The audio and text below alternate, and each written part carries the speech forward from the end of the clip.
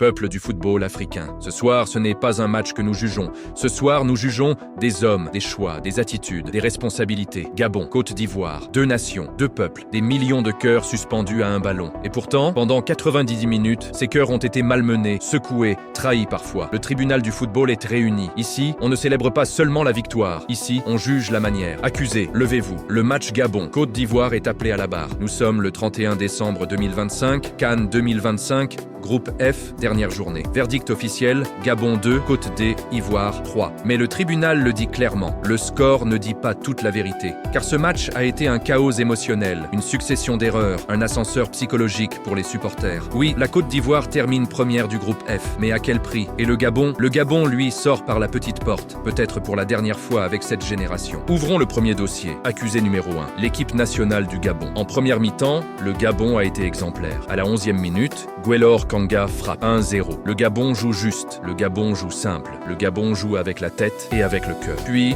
à la 21e minute, Denis Bouanga, 2-0. À cet instant précis, le tribunal prend note. Discipline, engagement, respect du plan de jeu. Le Gabon domine sans arrogance. Et le peuple gabonais y croit. Il y croit vraiment. Mais le tribunal pose une question cruciale. Pourquoi s'arrêter de jouer après 30 minutes? Car à partir de la 30e minute, le Gabon recule. Non pas par stratégie, mais par peur. Peur de gagner, peur de perdre, peur de l'enjeu. Et le tribunal est formel. On ne gagne pas un match international avec la peur au ventre. C'est une faute tactique et mentale grave qui a ouvert la porte à un retour adverse. Le Gabon n'a pas su gérer son avance, se montrant fébrile et incapable de conserver le ballon pour faire courir l'adversaire. Au lieu de contrôler le tempo, ils l'ont subi, invitant la pression ivoirienne. Ce recul a été perçu non pas comme une gestion, mais comme une abdication.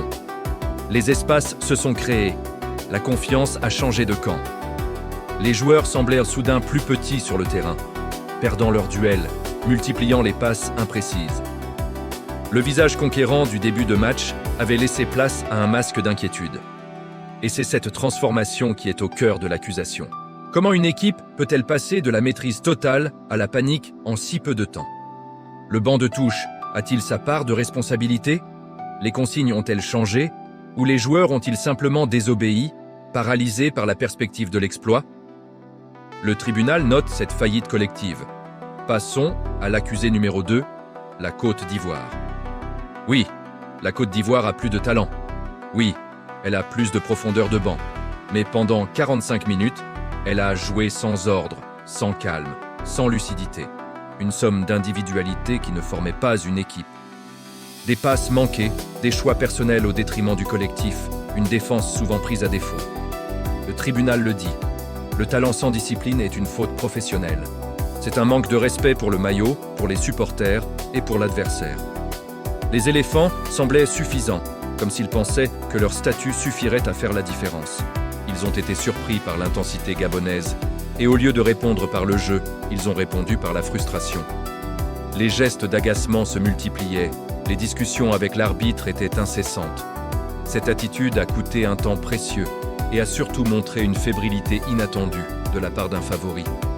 Le milieu de terrain était inexistant, coupé en deux, laissant les attaquants isolés et la défense exposée. Puis arrive le but qui change tout. À la 44e minute, juste avant la mi-temps, Jean-Philippe Crasso marque. 2-1. Ce but n'est pas seulement un but, c'est une bouffée d'oxygène psychologique. C'est le moment où le doute change de camp. Le Gabon, qui pensait rentrer au vestiaire avec une avance confortable, se prend un coup sur la tête. Et dans le football africain, le doute est un poison mortel. Pour la Côte d'Ivoire, ce but est un hold-up à ce moment du match, mais il est surtout le résultat d'une seule action où le talent a enfin parlé. Il a permis de masquer 44 minutes de performance médiocre et a totalement relancé le match sur le plan mental. Mesdames et messieurs, ce que nous avons vu en seconde période n'est pas du football de haut niveau. C'est un combat mental. Un match de la peur. Le Gabon accuse le coup. Bloc trop bas, fautes inutiles qui amènent des cartons et des coups francs dangereux. Perte de balles évitable dans son propre camp. Le Gabon ne joue plus pour gagner. Il joue pour survivre. Et le tribunal est sévère. Une équipe qui ne joue que pour survivre finit toujours par perdre. Elle subit, elle ne crée plus. Elle attend l'erreur ou l'exploit individuel qui ne vient jamais. La fatigue physique s'est ajoutée à la fatigue mentale. Les Panthères n'arrivaient plus à sortir proprement le ballon. Chaque dégagement était une offrande rendue à l'adversaire. c'était une lente agonie, un siège en règle devant leur propre but. Pendant ce temps, du côté ivoirien, on sentait que le vent avait tourné. Les choix du coach, bien que tardifs, ont été décisifs. Les entrants, Guessand et Touré, ont apporté de la fraîcheur, de la vitesse et surtout, une envie de renverser la situation. Ils n'étaient pas marqués par la mauvaise première mi-temps et ont joué avec audace, sans complexe.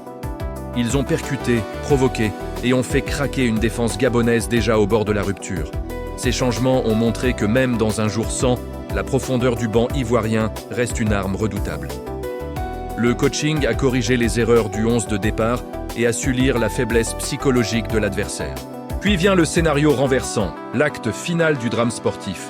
84e minute. L'entrant, Guessand, égalise. 2-2. Le stade explose. Le Gabon s'effondre intérieurement.